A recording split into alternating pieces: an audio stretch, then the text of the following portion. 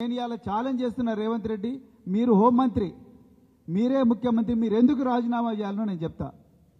ఇప్పటికి కూడా సూర్యాపేటలో కోదాడ నియోజకవర్గంలో చిల్కూర్ అనే పోలీస్ స్టేషన్లో రాజేష్ అనే ఒక దళిత యువకుని సీఎంఆర్ఎఫ్ నిధులు పక్కదోవ పట్టినాయి, వాళ్ళకు రావాల్సిన నిధులు వేరే వాళ్ళకు పోయినాయని చెప్పి కంప్లైంట్ ఇస్తే ఆ కంప్లైంట్ ఇచ్చిననే తీసుకుపోయి ఆ రాజేష్ అనే ఒక దళిత యువకుని తీసుకుపోయి ఎస్ఐ కానిస్టేబుల్ అందరూ కుల్ల ఒడిచి ఘోరంగా 3rd డిగ్రీ మెథడ్స్ యూజ్ చేసి అతన్ని ఇంటరాగేట్ చేస్తే అతను చచ్చిపోయాడు.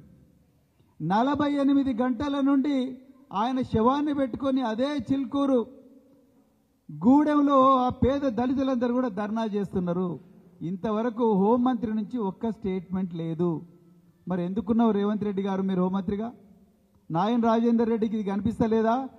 నీ చెడ్డుపక్కలుండే గ్యాంగ్ మెంబర్లకు ఇవి కనిపిస్తలేవా?